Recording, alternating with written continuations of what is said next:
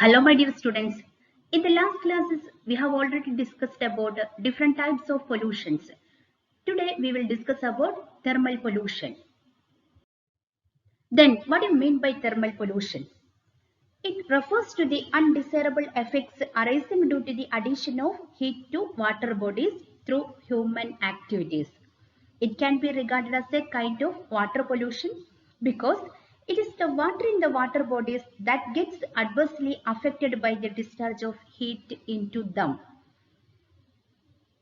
It does not pose any immediate health hazard to humans, but it makes life very difficult for fish and other aquatic species. Then, what are the sources of thermal pollution? Some of the important sources of thermal pollution are nuclear power plants and electric power plants, crude oil refineries, steel melting factories, coal fire power plant, boiler from industries which release large amount of heat to the water bodies, leading to change in the physical, chemical and biological characteristics of ecosystem. The discharged effluents of these sources have a higher temperature than the intake water that reduces the concentration of oxygen from the water, which causes the deleterious effects on the aquatic ecosystem. Then, how does thermal pollution happen? In a power plant, steam is produced by heating water in a boiler fueled by coal, natural gas, fossil fuel, or nuclear material. This steam drives the turbines that generate electricity. The spent steam leaving the turbine is condensed into water and returned to the boiler. The condensation is done by means of external cooling using water from a nearby water body. For this, cold water is pumped in from the water body. It is run through the condensers to remove heat from the spent steam and then led back to the water body. The returned cooling water is at an elevated temperature, at least 50 degrees Celsius higher than normal.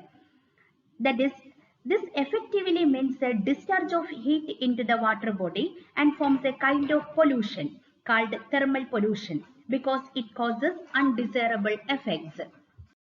Then, what are the adverse effects of thermal pollution? Thermal pollution is extremely dangerous to the various kinds of aquatic organisms, including different varieties of fish, because higher temperature and rapid temperature change can often be lethal to them. Survival is possible for most fish and other aquatic organisms only within certain temperature range. Tropical marine animals are not generally able to withstand a temperature increase of even 2 to 3 degrees Celsius. We have already known that the water discharged into the water body from power plants is generally at least 15 degrees Celsius higher than normal. As a result, some rivers may have their temperature as high as even 40 degrees Celsius.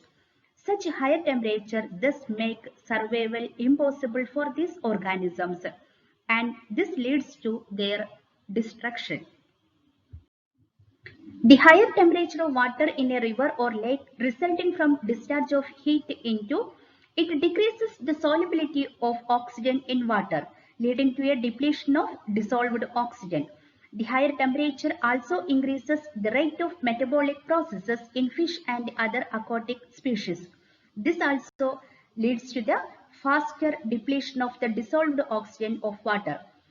The depletion of dissolved oxygen turns out to be fatal for several aquatic species.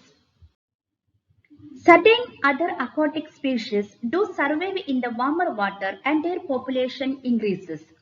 That is, these species that can live in warmer water flourish so excessively that the diversity of fauna in the region gets significantly changed. Moreover, sudden changes in temperature of the water in a river or lake caused by periodic power plant shutdowns that may be planned or unplanned lead to the death of even those species that are survived to live in warmer waters. One of the long-term effects of thermal pollution is that severe climatic changes in the future. The extra warmth added to the environment through thermal pollution will make it contribution to global warming and could be enough to alter important variables affecting the climate. Then, how can thermal pollution be prevented?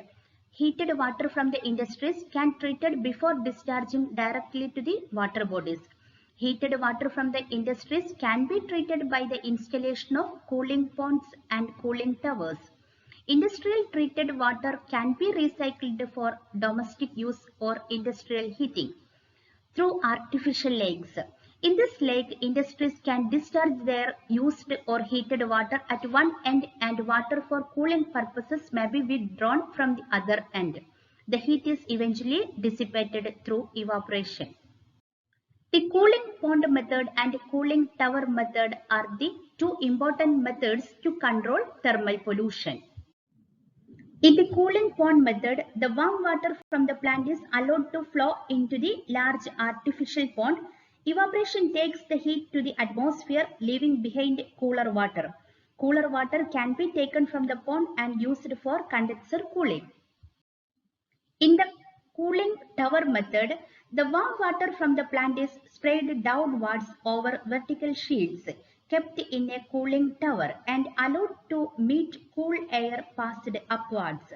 Heat exchange occurs between the water and the air, and the excess heat is dissipated into the atmosphere about 100 meters above the base of the tower.